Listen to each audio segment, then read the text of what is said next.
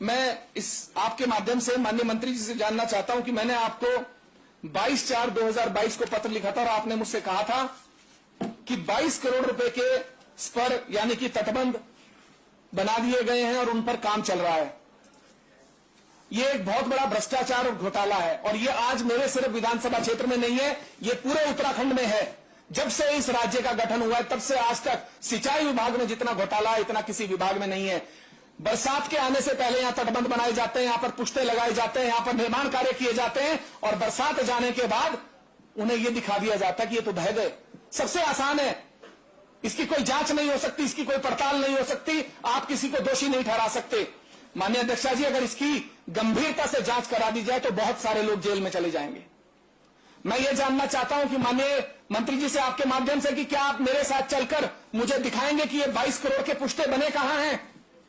क्या आप मुझे चलकर दिखाएंगे कि खानपुर विधानसभा के जो नदियों के तटबंध हैं उन पर आपने क्या काम किया है? माननीय मंत्री जी दौरे पर आए थे, मैं ये जानना चाहता हूं इतनी गाड़ियों के काफिले के साथ इन्होंने क्या एक बार भी स्थानीय विधायक को यह बुलाकर पूछा कि आपकी पीड़ा क्या है, आपके लोगों की पीड़ा क्या है? 4 वहां पर भाजपा इकट्ठे हो जाते हैं, वो आसपास से घेर लेते हैं, किसी स्थानीय किसान से मिलने नहीं देते, किसी व्यक्ति से बात नहीं करने देते, स्थानीय विधायक से बात नहीं करने देते। अगर स्थानीय विधायक इनके पास जाकर खड़ा हो जाए तो उसको धुतकारने की स्थिति में आ जाते हैं।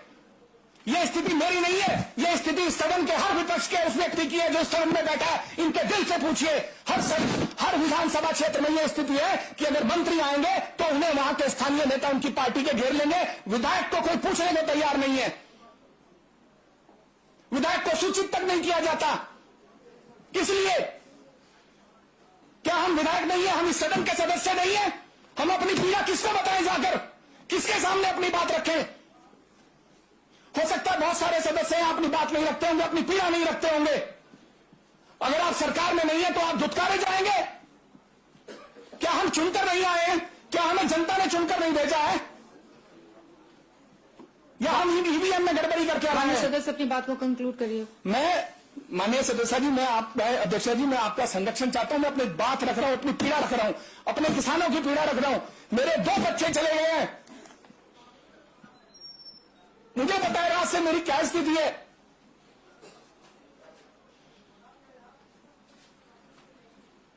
अधिकारियों को कहे, अधिकारी सुनने को तैयार नहीं है, मंत्रियों को बोले, मंत्री सुनने को तैयार नहीं है। किसे कहे? अगर इस सदन में नहीं बोलेंगे तो बोलेंगे कहां? जाएंगे तो कहां जाएंगे हम? अधिकारियों को हमारे सर पर चढ़ाकर बिठा दिया है। आज आपने स्वयं इस पर आदेश दिया है कि आप फोन करेंगे वो आपको आपके नाम से बुलाएंगे। बताइए क्या बात हो गई? फोन नहीं उठाएंगे, 10 बार आप फोन करेंगे तब जाकर फोन उठाएंगे। किसे कहे? माननीय अध्यक्ष जी, आप कह रहे हैं मैं अपनी बात कंक्लूड करूं, मैं अपनी बात कंक्लूड करूं, पर क्या कहूं, मैं किसे कहूं? 6 महीने में एक बार सदन आता है, 3 दिन सदन चलने को, चलाने देने को सरकार तैयार नहीं।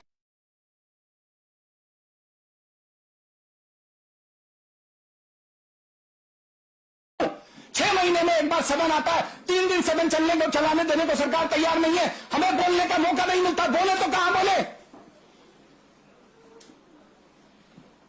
हमें पंगु बनाकर रख दिया है। इस्तीफा ले लीजिए नाम से, हमें कह दीजिए कि आप इस्तीफा दे दो, अच्छा हम तो बहुमत की सरकार है, हम स्वयं चला लेंगे, चलाइए ना।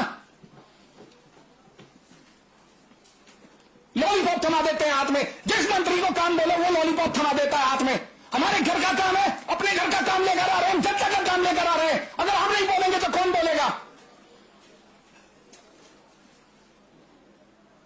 माननीय अध्यक्ष जी, अभी भी समय है, अधिकारियों को और मंत्रियों को आप कृपया इस बात से अवगत कराएं, उन्हें समझाएं, उन्हें दिशा निर्देश जारी करें कि सभी विधायकों को समान नजर से देखें, क्योंकि हम अपने घर का काम नहीं करा रहे। हम सदन में हैं, हम जनता के प्रतिनिधि हैं, हम लोगों का काम कराने के लिए यहां पर हैं। मेरा बस आपसे यही निवेदन है कि मेरी विधानसभा जो तीनों तरफ तटबंध, जो नदियों के तटबंध है, उनका निर्माण कार्य जल्दी से जल्दी करा दिया जाए। बस मेरा इतना आपसे निवेदन है, हाथ जोड़कर। माननीय मंत्री जी। माननीय अध्यक्षा जी,